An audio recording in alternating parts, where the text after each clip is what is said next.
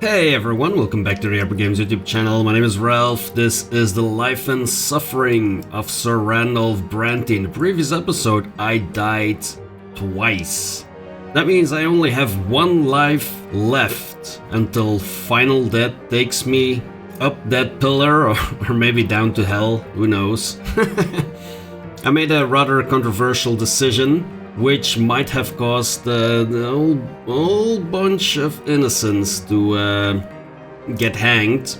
Not sure if they were innocent, but I'm also not sure if they were guilty. So, you know, a bunch of commoners got hanged on my account because I tampered with witness statements. That's very far from the path that I have taken so far. However, it has given me some leeway with the secret chancellery, and in my defense, I'm hoping to protect Octavia's occult stuff with that favor. We'll see how far that takes me. In any case, it's the year 1144 and the Archduke relents. After many years, the simmering increasing hostilities between Overseer Gaius Tempest and Archduke Melanides have finally come to an end. The Archduke has abandoned all attempts to collect additional taxes from the people. Well, that was about time. By my grace, I hereby release the common people of Magra from the Archduke's tax. All hail the dynasty of Melanides, which has protected you since time immemorial. I hope that means that Darius Otton also stops bothering people and stops collecting taxes. And stops bothering me, for that matter. The farmers and merchants can finally heave a sigh of relief. Unexpectedly, the Archduke soon withdrew from all provincial affairs, sequestering himself in his ancestral castle of Serpenverda, where me and his daughter had sex on the throne. Just saying. You might want to watch out where you're sitting there, Archduke. There might be some stains on your throne that you want to get rid of first. The gentry who remained loyal to the Archduke are baffled. Has he accepted defeat at the hands of the Overseer? Or is this just an elaborate ruse? Either way, with the Archduke out of the picture, the senior gentry of Magra have lost some of their influence to the Overseer and his retinue of budding dynasties and nobles of the mantle. The feud between the two Arknian rulers has ended, but the noble estate has been split nonetheless. The common people see this as yet another reason to demand change. Well, at least the wealth of Magra goes up, that's good. The struggle for power is still balanced, I would say.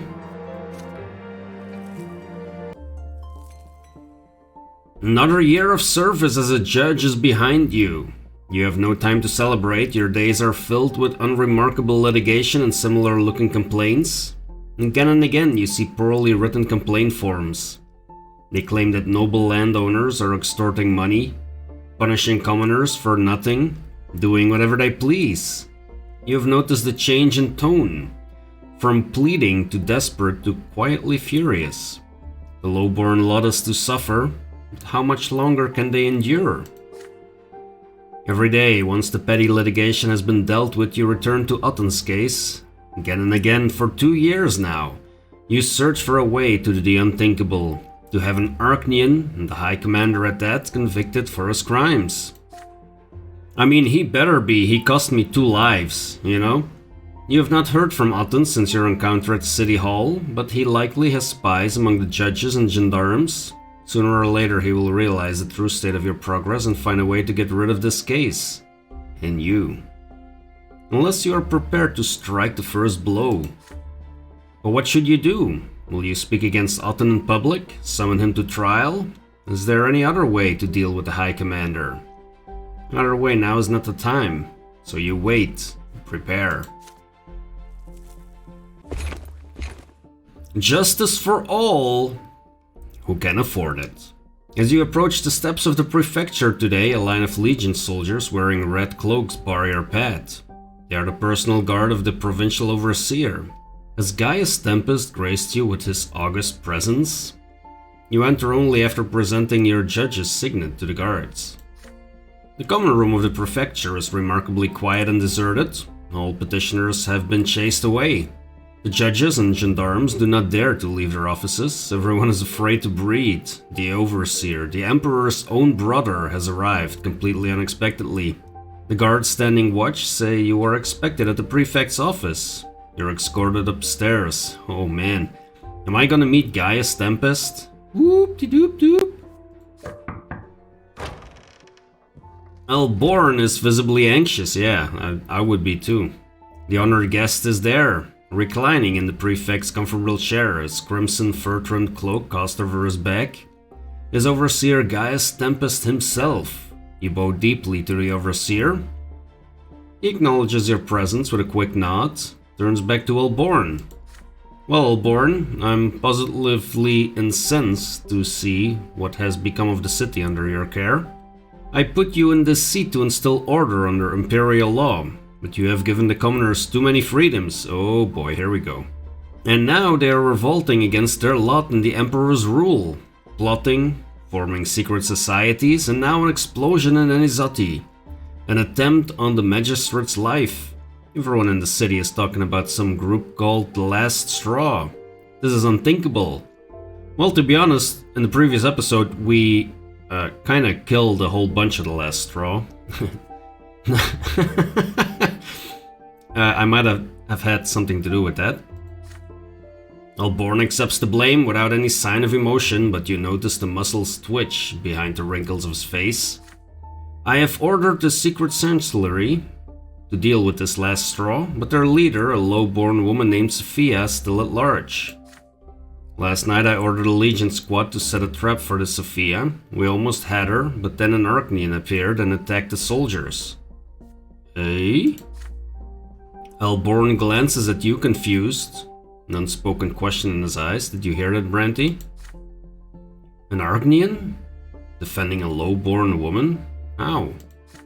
Indeed, Prefect, one Anthony Fess, a young Arknian of little note. It seems he now values the low-born insurgents more than his high birth, his honor, his loyalty to the imperial dynasty.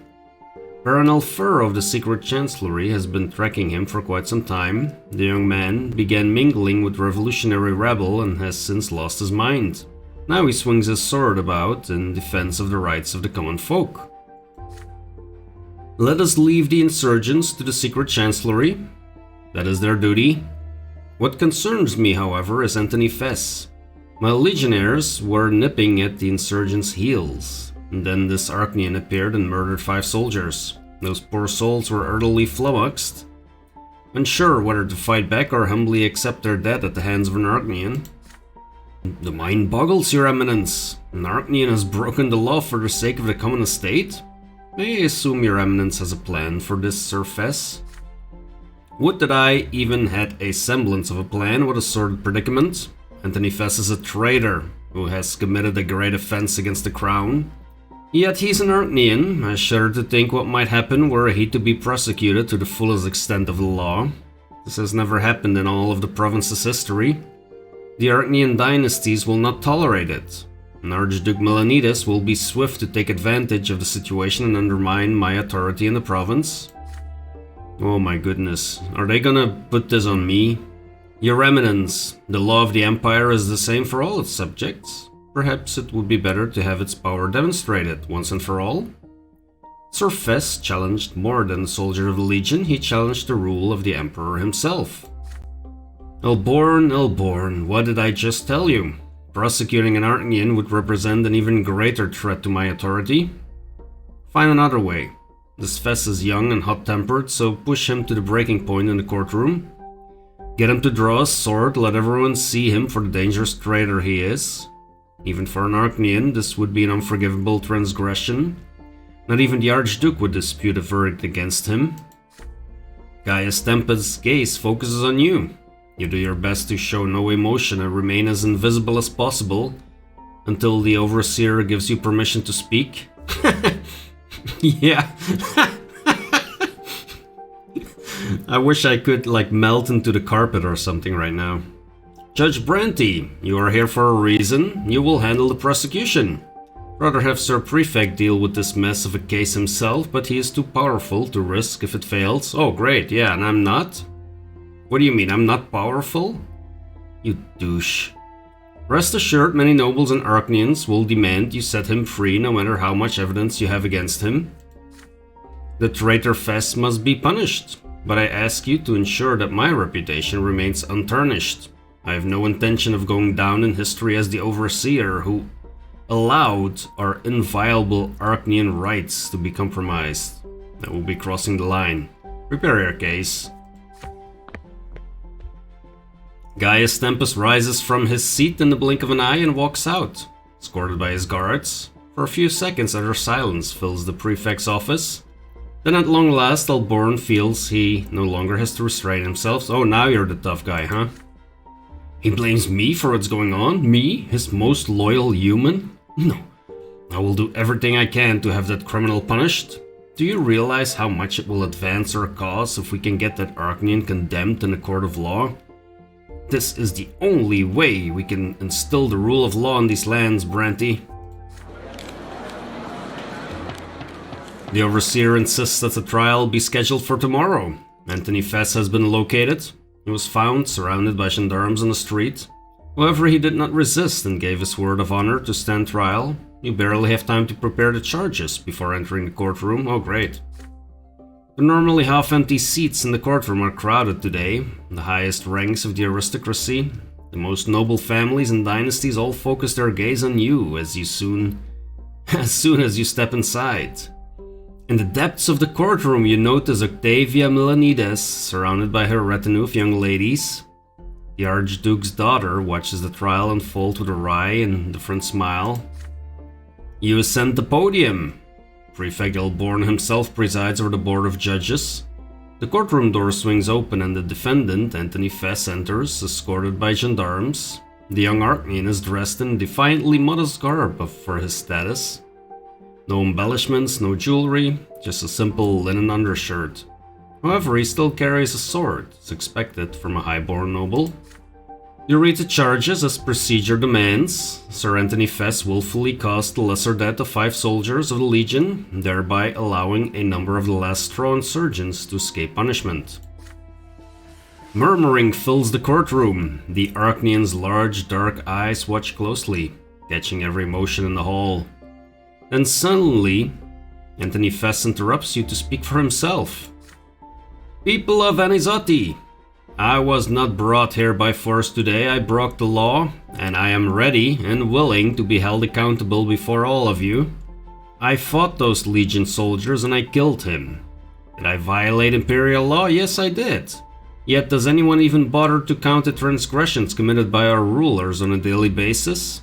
Why does this law exist if no one follows it? Oh, so you want to be made an example of? I do not accept a law that offers no salvation from eternal tyranny from the common estate. By my birth I was given the power to rule over humans, but if suffering is all that rule brings, then I reject it.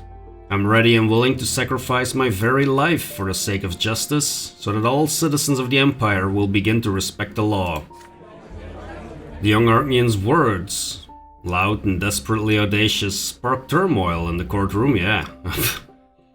The stunned board of judges is at a loss for words, the gendarmes freeze in confusion, and the nobles are terrified. I have them right where I want them. You hear their screams, "Madman! Pull yourself together! You're no commoner, you're an Arknian!" The courtroom is on the verge of exploding with tension. The gendarmes try in vain to placate the audience. The board of judges looks to you. As the prosecutor, you must continue reading the charges against the defendant. The fate of the rebellious Arknian is in your hands, but do you have what it takes to make the most of this situation? Boop, boop, boop, boop, boop, boop. Man, this is gonna be rough. If I would have provoked the Arknian, that would have resulted in a death.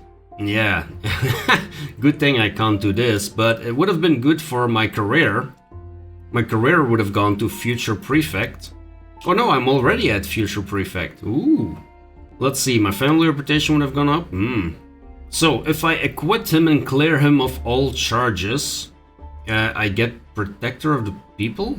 No, that can't be. Career justice goes down, my family wealth will go up, yeah.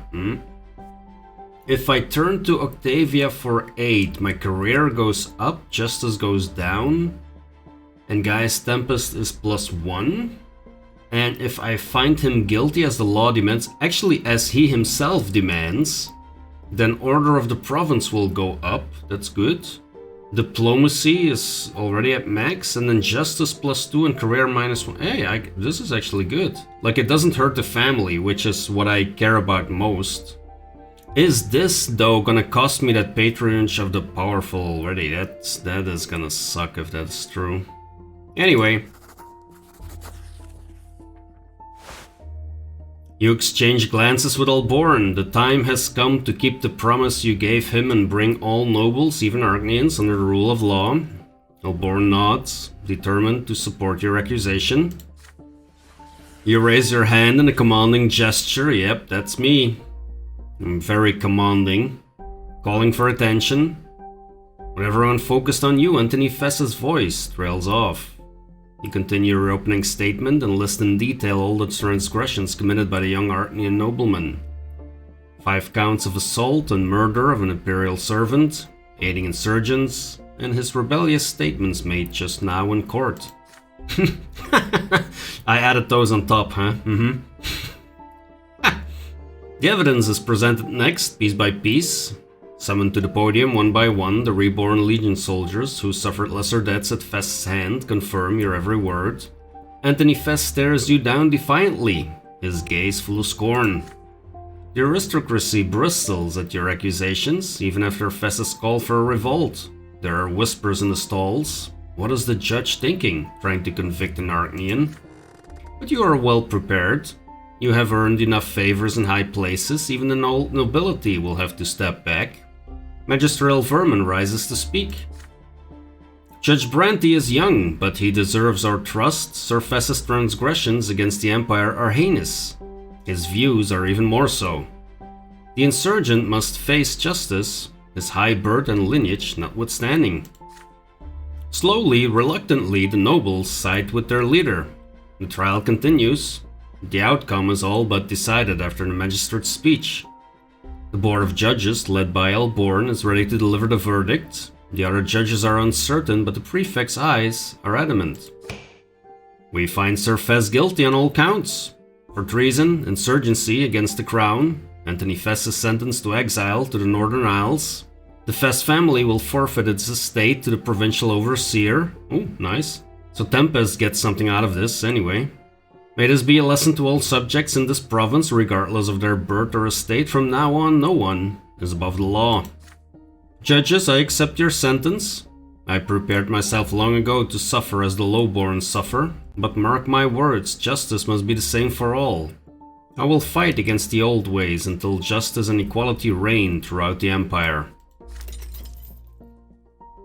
You watch firsthand as the Arknian is stripped of his noble sword, put in chains. Borne watches too, wary, almost incredulous. You walk to his seat at the head of the board and shake his hand. We did it, Randolph. An Arknian in chains. I never thought I'd live to see the day. Well, you might not live to see it very long. You might not live very long to see it. Something like that. It's just a shame we had to sacrifice this particular Arknian for our goal. He was the only one of his race who fought for equal justice, but alas, that does not justify his crimes.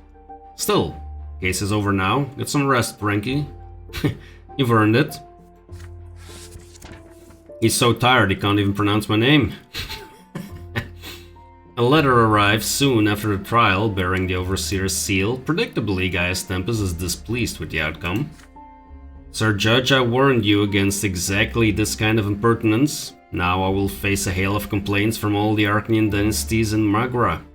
Each and every Arknian demanding sanctuary from the law. What am I to tell them now? Your myopic decision is most regretful.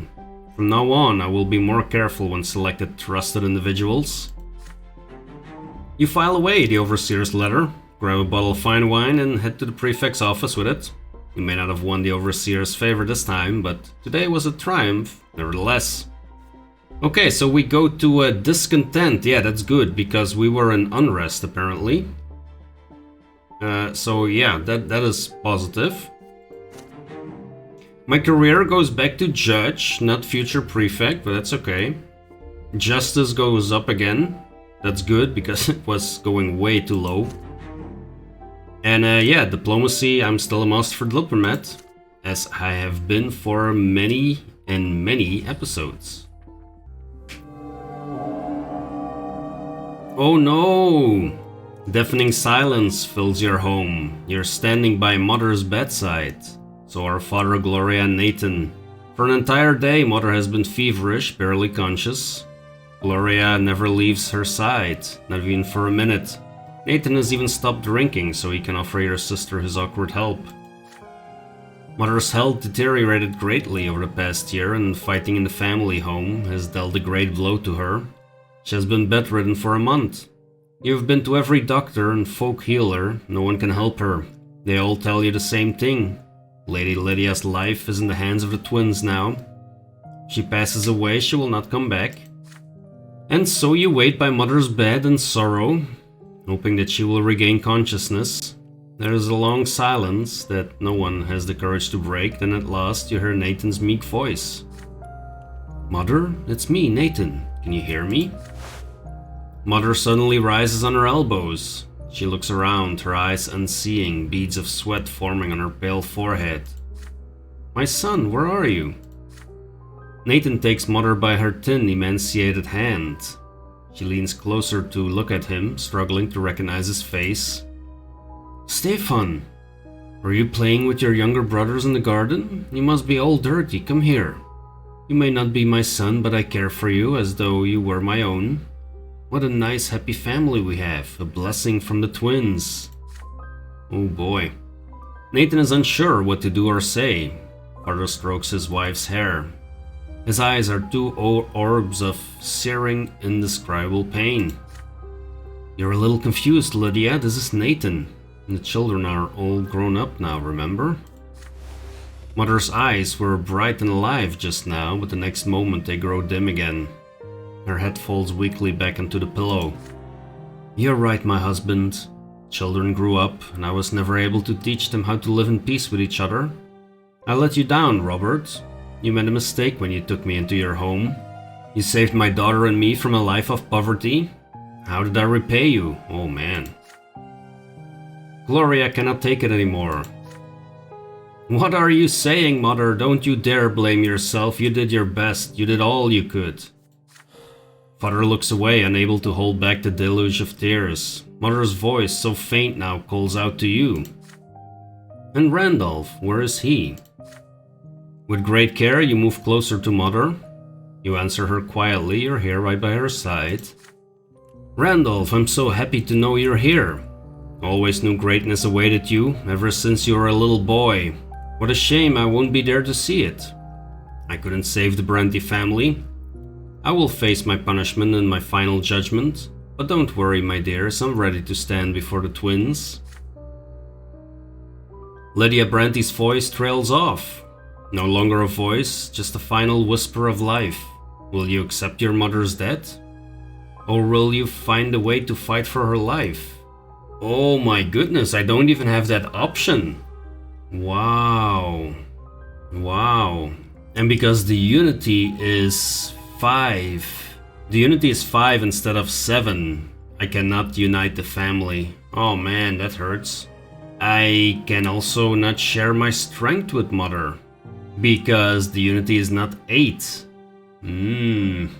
That's painful. I have to accept this loss. Costs me willpower. Family relations go down. Like, I mean, it's not my fault. And unity goes down as well. Well, there goes the family. Man.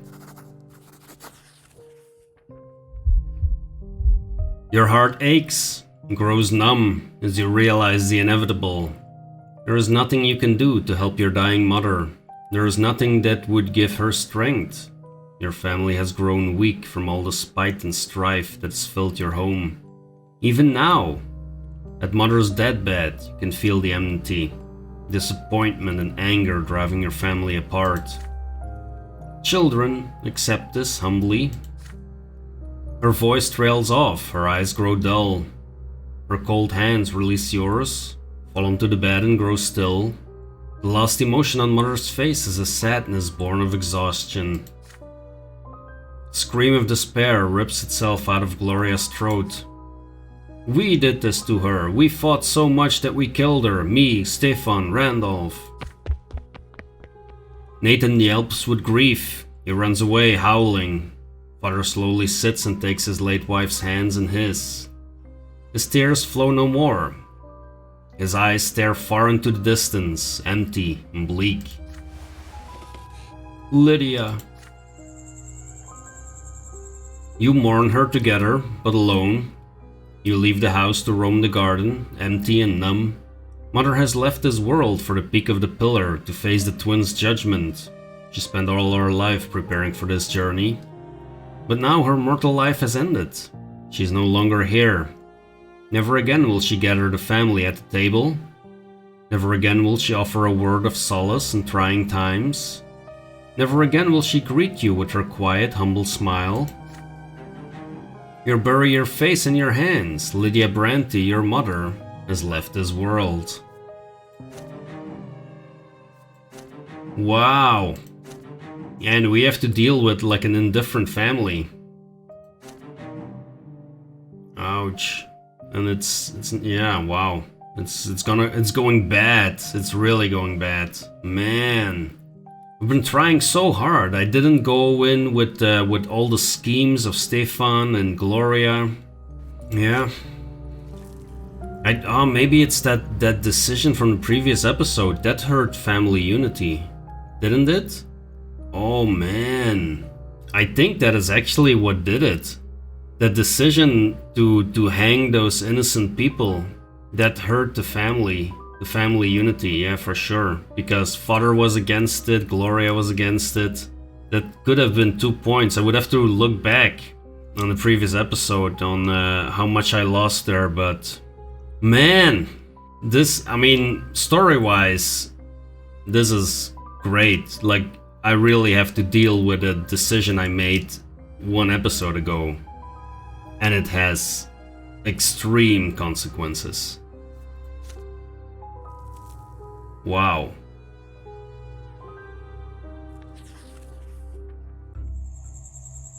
It's been a long time since your last encounter with Octavia Melanides. You have come to expect to run into her from time to time in the most unusual of circumstances, but Octavia has all but disappeared, vanished completely from Imperial High Society. Then one night you come home to find a letter bearing the heraldic serpents of the Melanides dynasty. The handwriting is not Octavia's. This letter was penned by the Archduke himself. Oh, don't tell me she's pregnant.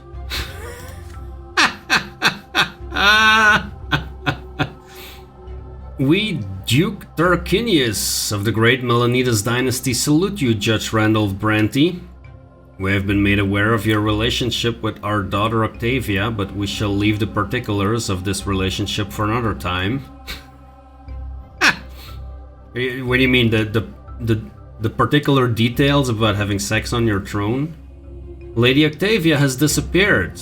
It has been 1 month since she has last seen in any of our holdings within the city of Anizati. We, Archduke Melanides, expect you, Brante, to aid us in finding our lost daughter. Tread carefully, lest you attract unwanted attention to this matter. The reputation of the Melanides dynasty is at stake. Do not fail us, Judge Brante. The Archduke's expectation represents a direct order to find her as soon as possible. To refuse him would spell certain and immeasurable disaster. You begin looking for Octavia immediately. The building where the Circle of La-Tari used to gather was abandoned long ago. You have no hope of finding any of Octavia's followers there. You decide to search the prefecture archives. You spend an entire morning going through each and every case and report concerned with ancient races and rituals of old, even indirectly. After a long search, you finally stumble upon a familiar name. Alexis L. Lance, a noble from an influential bloodline. You impersonated him when you infiltrated the Circle of La-Tari 2 years ago. The archives say that Lance was reported multiple times to be searching for another fate, and claimed he was seeking to understand the designs of the twins in his own way. You chuckle upon seeing this. The original Lance was one of the first humans ennobled by Shar Melanides himself. The proud name of his forefather is the only thing that has saved this willful Alexis from the Inquisition's pyres. Regardless, he's your only clue to Octavia's whereabouts. You head for the Lance mansion at once. You tell the servants at the door that you have an urgent matter to discuss with their master. A tall, gaunt nobleman with a thick beard walks down the stairs to greet you, studying you intently during the introduction. His eyes seem to be locked in a perpetual state of pain, but it is different from the ever-familiar pain and suffering of the common lot. You inform Lance sternly that you are aware of his involvement in the circle of La-Tari and hint that his noble origins may not save him from an inquisitorial visit this time. You're looking for Octavia Melanides. Where is she? The eccentric nobleman lets out a rueful chuckle. He is not one to hide the truth. Circle of La-Tari is here within these walls, Lance tells you. The Lady Melanides is currently conducting a ritual of the utmost importance. No one may interfere. This rite will return the La-Tari to this world, or rather it will return the world to the internal fold of the La-Tari. You resolutely walk past Lance and intellectualizing and march up the stairs. The servants rush to stop you, but one stern glance is enough to remind them of their lot, yeah. Flaunt your lot, Randolph. Upstairs, you hear the familiar droning chant. You fling open the massive gilded double doors leading to the sitting room. The silhouettes in gilded masks and flowing garb are here, undulating in their dance and producing all manners of strange sounds. In the center of their dancing circle is Octavia Melanides, lying prostrate on the floor. Octavia is dying. The sea of blood has already been drained from her slashed wrist. Are you nuts, Octavia? But she's still alive. You break through the circle of the La-Tari followers and rush to Octavia's side. The Arknian opens her dark eyes to look at you, the world reflected in them growing faint and dim. She wheezes a true death rattle. Octavia's body melts away your arms? Wait, what? Octavia's body melts away your arms. That sounds painful. Long fingers rest on your shoulder. They belong to Alexis Lance. Lady Octavia will not be reborn, he tells you. She has left her body and soul alike. She has become La-Tari. Without a word, the members of the circle slowly part and spread out around the large room. The deed is done, says Lance. Sending one of our number to commune with the La-Tari is the most we could have hoped for. Before you can compose yourself, the creature that was once Octavia flows into the room. Everyone falls silent, watching in wonder and awe. You can still recognize Octavia's features in this creature. It seems to float in the air, its body thinner, its skin now gilded, reflective in the candlelight, its eyes larger and bizarrely elongated. Octavia's followers cover the creature's delicate shoulders with a cloak and stand reverently before it. The creature that was once an Arknian approaches you slowly without touching the ground at all. Its voice drones remote and distant, like an echo from a faraway realm. You have borne witness to a rebirth. The one you call Octavia Melanides is no more. The mind of the La-Tari now resides within this body. The one called Octavia, has cast off the shackles of your narrow world. She has awakened, now free of blood-tied birth and other such burdens. She sees the world as it exists in the mind of the La-Tari. The only true world, for all other worlds exist within it. Neither you nor any other denizen of your illusionary world can return the one called Octavia to her cage. You must leave, human Randolph Brante. The one you seek is no more. What? Wow. Jesus, what choices this game gives you. This is... what? Alright, so we can demand that Octavia be returned to her family. Octavia will love me less. She will feel betrayed by me. Ouch, I don't want that, but the family reputation goes up.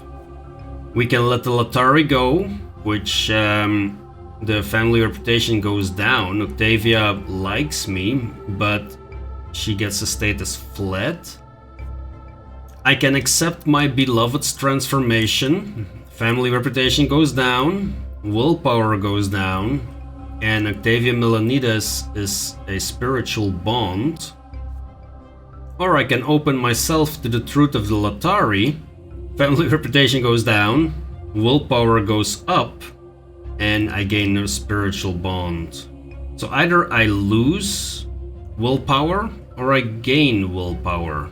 Oh my goodness, this is gonna... I mean, I could do this, but I don't want Octavia to feel betrayed.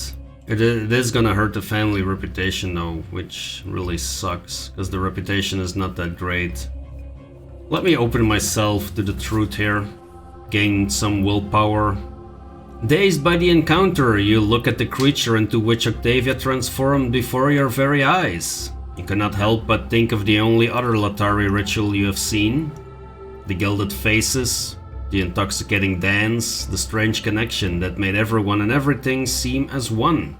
The world falling apart into shards of dreams until there was the La-Tari.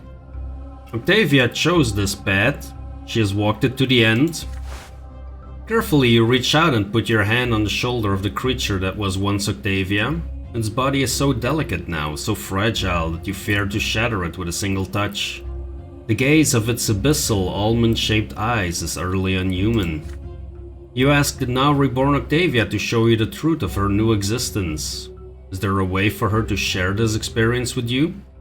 There's a strange glimmer in the creature's dark eyes as it gazes at you. You are still human, Randolph Brante. Your nature will not allow you to comprehend that you only exist within our mind. But the one called Octavia remembers how you sought to understand the La-Tari. She will show you that which you will be able to see. All of a sudden the La-Tari takes your arms and puts them on its head. Wait, the arms that melted away like a few pages ago?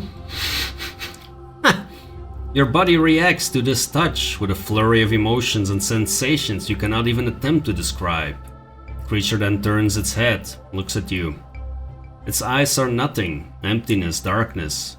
It swallows you in an instant. What is going on? For an unknown time you cease to exist. No family, no calling, no people, no things, never born, never died, never lived. You ought to be terrified, you realize, but the man who ought to be terrified has ceased to exist all the same. Only what you see in your mind's eye exists now. You see a little Arknian girl sleeping in an exquisite bed, surrounded by nothing but darkness. The rest of the world is only her dream. She dreams of a prison of gilded cages and noble parties and dances and mansions, all surrounded by a moat of blood that is her father's blood tide. She dreams of trying to flee, prying the bars apart, only to slam into the bars of an even larger cage. The twins tower above her. The cage is their great design. The girl is crying now. She's realized that there is nothing outside the cage. Suddenly, the Arknian girl wakes up. She sees herself sleeping. She sees her own dream. She gets out of the bed and walks away. And then the Lots and the Blood Tide and the Empire and the twins and their design, they all shatter and turn to ash. For the girl has awakened. She suddenly realizes the world is far larger than this dream. She can create it on her own now. She is within the La-Tari. She's no longer trapped. She herself is La-Tari. You emerge from the blackness of those La-Tari eyes just as suddenly as you had plunged into oblivion. Ex-Octavia. You too could have stopped being human, Randolph Brante. And you have your own path to walk. You cannot create a world of your own. You're too busy struggling with a cage that is not of your own design. La-Tari will meet you again, but for now, we must see the world through new eyes. Onward.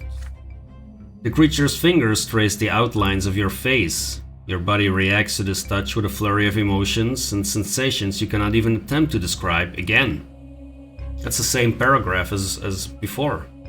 The creature once known throughout the province as Octavia Melanides floats down the stairs and disappears from sight. Dazed, you watch the members of the circle part and walk away without a word. You're soon left alone. As soon as you recover from this experience, you head to Castle Serpenverda. The Archduke will not tolerate any delays when it comes to his daughter's fate. The guards escort you to the ancient throne room, the same room where Octavia once met you herself. On the throne sits the Archduke, sullen and dour. His face resembles that of a bird of prey. His lips are tightly pressed, his body is hunched and tense. You kneel before the reigning lord of the province. I have no time for formalities, Brante. Tell me what happened to Octavia. You remain kneeling, your eyes cast down. You tell him that you have been unable to find Octavia. You searched all across the city, questioned everyone who had ties to the Archduke's daughter. It was all in vain, you have failed to carry out his order. Archduke Melanides listens, showing no emotion, but his hand clutches at his scepter harder and harder with every word. Does he even believe what you're saying? You had a service you could have performed for me, Brante. A service that would have brought honor to your family. Instead, you failed me. I will remember this when your father requests to be ennobled by the sword. You shall forget all ties you had to Octavia as well as my orders. Forever. The high road takes you back to Anizadi, empty in the dark night. You cannot help but think of Octavia, or the creature she has become. The creature that called itself La-Tari has disappeared without a trace. The Archduke's men scour the entire city but cannot find her. Will you ever see her fragile ethereal silhouette again?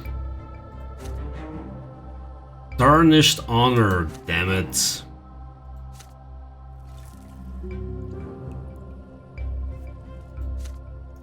Well, we'll see when that comes back to us.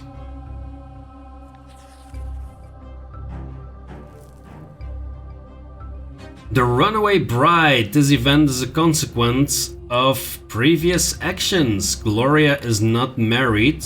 Gloria has severed all ties. And Gloria is not a Brante, apparently. For some time now, you've been trying to remain aloof from family matters. The conflict between Stefan and Gloria has not been resolved, and you have refused to take sides. You're confident that they have been plotting and scheming against each other all this time. And now Stefan's efforts are about to bear fruit.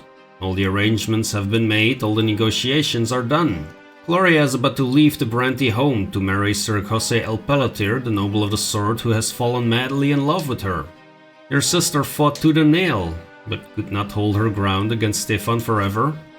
It was no easy task to arrange this match between a nobleman and a commoner whose father has rejected her. Every single member of El Pelatir's family did their best to change the young nobleman's mind, but he refused to relent. Stefan did his best too. He spent an eternity convincing the groom's family that Gloria has received an excellent education and will make Sir Jose a fine wife. And so the wedding day has come. Family prepares Gloria for the long journey. The wedding ceremony will be held at a church next to El Pelatir's estate. As tradition demands, no one else is allowed to attend the wedding. Gloria is completely silent today. She meekly allows the servants to change her into the coarse, humble garments her lot demands she wear before the twins, all without saying a word. Gloria, say something, I beg of you. This marriage is the best thing the Brante family can do for you. You're about to join a noble bloodline. Gloria stares back at Sir Robert, her mother's husband, who never became her father. There is a bitter sorrow in her gaze.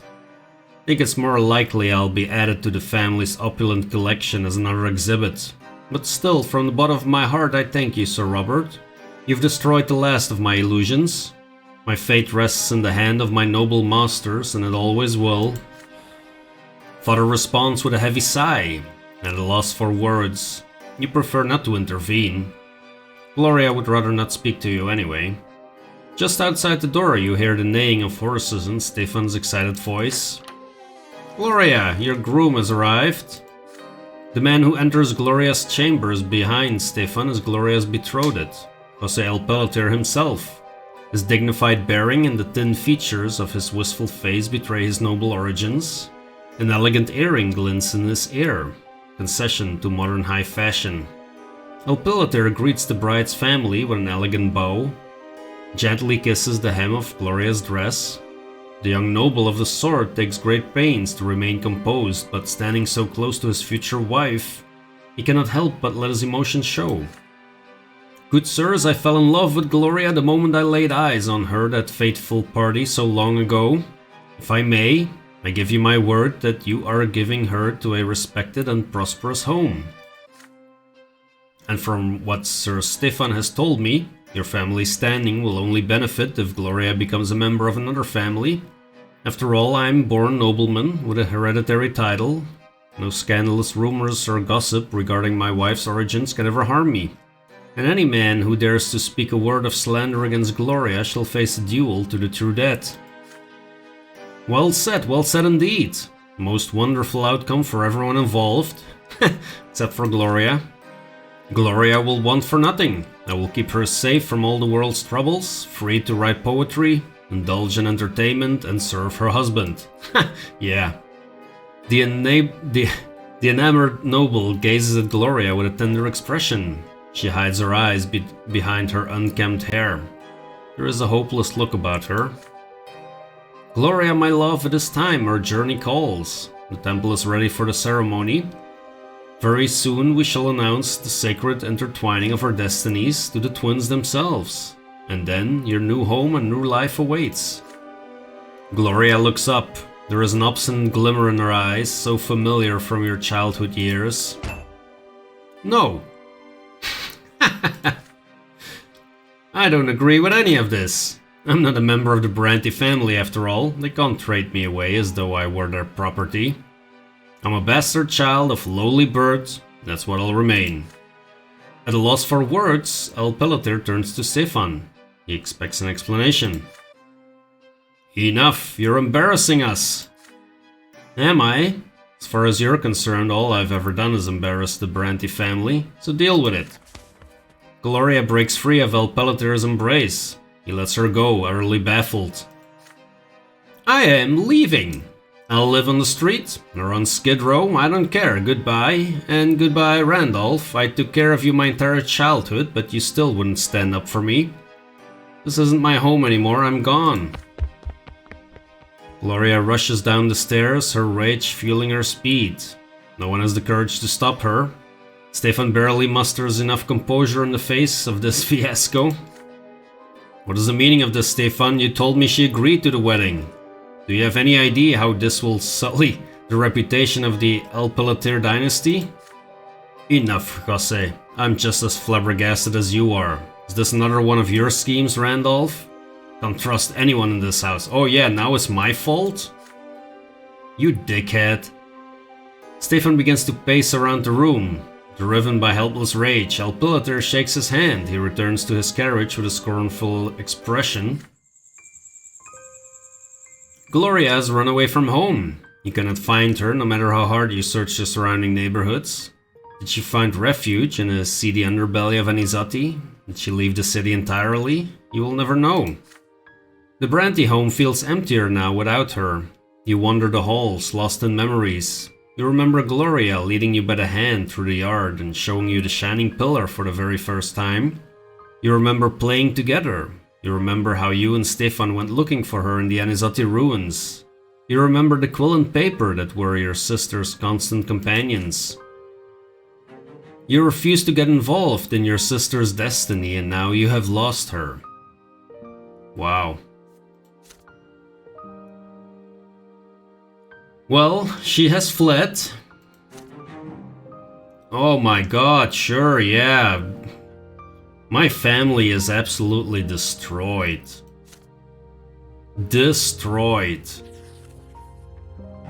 And here I am trying. I am trying so hard.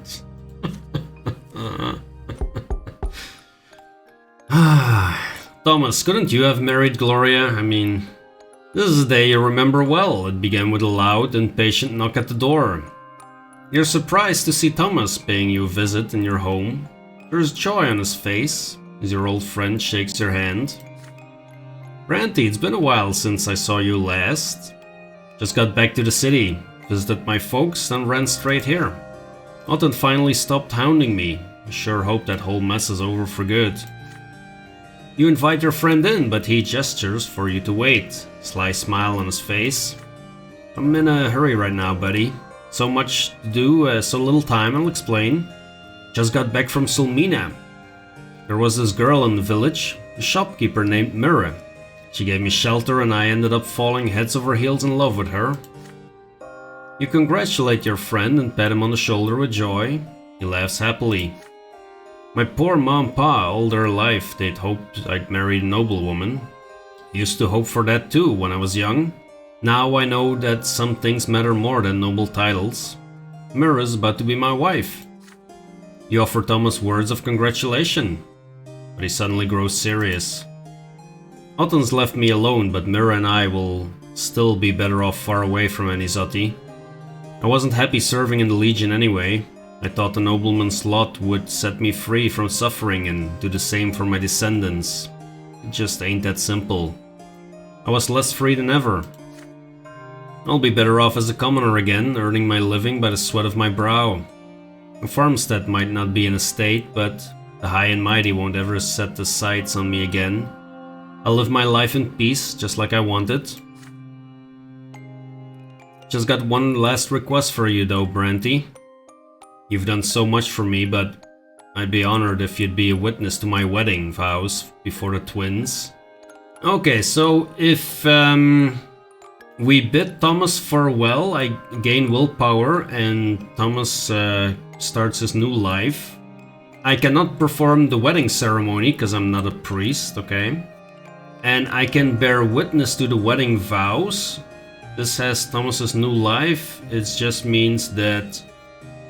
Oh, I just gain more willpower. Okay, well, let's do that then.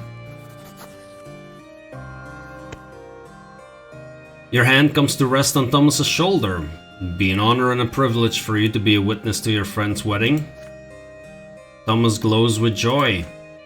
Wonderful, you've got no idea how much this means to me, Randolph. Gotta go get ready. Several days later, you follow your childhood friend to a smallish temple nestled on the edge of the Brass District. He's wearing a plain white shirt. Needless luxuries are forbidden at the austere wedding ritual. You're both welcomed by the bride, a blonde-haired young woman, innocence and hospitality written across her trusting face. The bride's parents stand further away, two aging villagers eyeing the street of the big city with suspicion. Mira, meet Randolph Brante, my best friend ever since we were lads. He'll bear witness to our oaths before the twins. The bride greets you with a humble bow. The three of you step inside the temple. You close the doors behind you. Tradition demands no one else be allowed to attend the sacred wedding ritual. An amiable aged priest by the name of Ignatius Aventini meets you inside. Thomas and Mira kneel before the altar. O twins, elder and younger, behold these two as they kneel before you. They beseech you to join them in eternal wedlock. The candle flames dance and quiver. You hear a strange murmur in the temple. The darkness beneath the vault of the temple ceiling swirls into the two colossal shades. The bride and groom raise their eyes to them awestruck. Thomas, dost thou swear thy loyalty to this divine union? I do. The bride assents to the same query. Your turn is next. You stand over the kneeling bride and groom and speak their names as the twins watch over you. Thomas Guerra and Mira of Sulmina. One of the colossal shades leans over them, looming like a towering sword, while the other one bursts in a beacon of blinding light that illuminates the temple from within. Thomas and Mira look into each other's eyes in amazement. From this moment forth, they're bound to one another by divine law. Divine love fills their hearts. In your sight of the twins, Thomas Guerra and Mira of Sulmina are now man and wife as Randolph Brante bears witness. The stern, solemn ceremony has ended. It's time to celebrate. A humble but happy feast is to be held in the bride's village. As day gives way to night, you and Thomas leave the revel to enjoy a moment of quiet repose on the front porch. Your old friend looks off into the distance, hopeful. Remember how we fought in that yard over our little brothers? Look how much has happened since then. Both of you laugh as you recall the beginning of your friendship. I'll treasure those memories forever, I will. You can be sure that my first-born son's name will be Randolph. Aww. Thomas chuckles, pondering. You and I, we grew up on the same street, but look how different we turned out. You have a say in other people's fates, Brante. Your name will surely be remembered, but me, I'm still a humble nobody. You know what? I'm okay with that. I used to be so sure a man could never start over with a clean slate, but I guess I was wrong. I'll never forget you, Randolph Brante, and I'll never forget everything you've done for me. A tear runs down your friend's cheek. For the last time, Thomas embraces you. Tomorrow he will leave Anisotti forever. Will you ever meet again? Nobody knows. Nobody knows.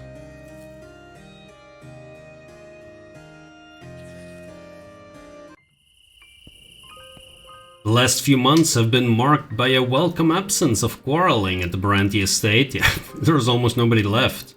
Your only concern these days is the price you have to pay for this peace. Today you come home late, wrung dry after a day of work and worry. Everyone is sound asleep. You're making your way to your bedroom when you hear a suspicious noise coming from Father's study. It's too late for Father to be working. You go to the door of the study, trying to tread softly and turn the knob. The room is brightly lit by the moon. You recognize your brother's clumsy silhouette above Father's desk in the moonlight. Nathan hears you come in and leaps to the side in fear. You see something glinting in his hands. Father's dagger. Oh, Randolph, it's you. Shush. Just took the dagger for a moment, don't worry. I know holding a weapon is against my lot. I don't mean anyone any harm. It's for me, actually. I have to go to the twins. Your younger brother clumsily turns the dagger around, holding it against his own body. You try to remain still. Nathan wants to take his own life? Why? Not even sure how to say it, brother. I just can't find a place in this world. I'm always an outsider, always a waste of space. Isn't there some place for me in the twins' design? Can't stop thinking about it. Been trying to understand them for so long. How am I supposed to live in their world? What's my place in their great plan? Only made things worse. I meddled with the Markian sect, defied and rejected my lot, indulged in vice. Found nothing there. The old fate, the new fate, Father Mark's heresy. They gave me all sorts of answers, but none of them worked. There's nothing else left for me now. Gotta go see the twins myself and ask them. I know I'm a front to their plan just because I'm alive, but I'll repent. I'll pray for their forgiveness. But the twins never forgive, you tell Nathan softly. They never have and they never will. You will be judged in the hereafter for every false step you take. Your younger brother sighs heavily. I know, Mother taught us all our lives. I still have to try, there's no other way. One of my lives isn't too big a price if it works. Can't find any use for them anyway. See you soon, brother. Hope it'll be different when I come back. A cloud passes over the moon. Father's study grows dark, illuminated only by the shining light of the distant pillar. Nathan's body contorts awkwardly. He raises the dagger, aiming it at his own heart. I cannot even stop him!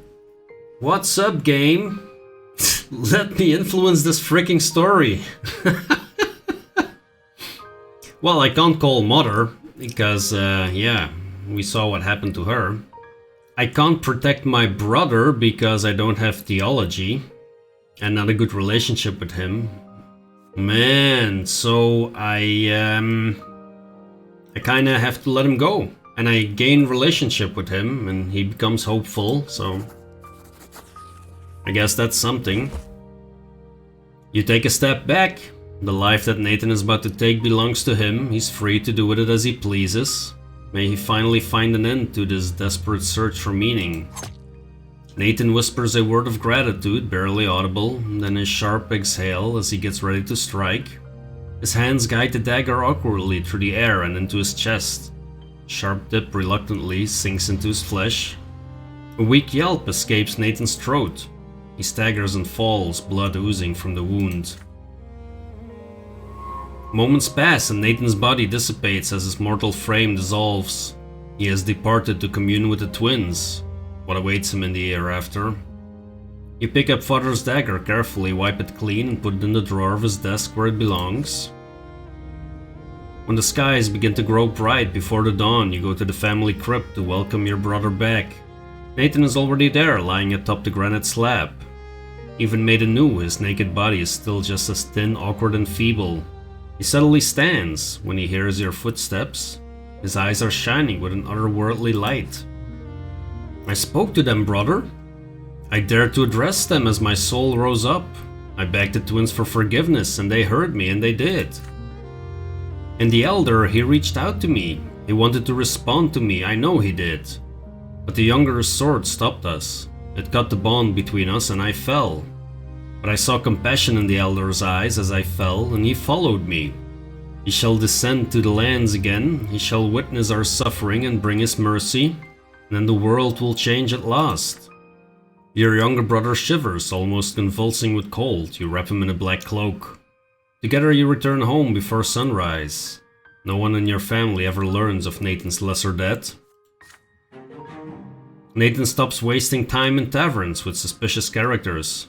He spends every day in ardent prayer. Again and again his quiet voice speaks of the elder's coming return.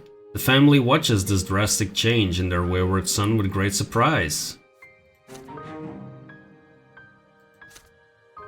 And with that, another year comes to pass, and another episode full of hard choices. Man, this game does not pull punches, but that's why I like it so much. If you feel the same way, then please hit the like button, subscribe if you want to follow along. Thanks a lot for watching, and I will see you in the next episode.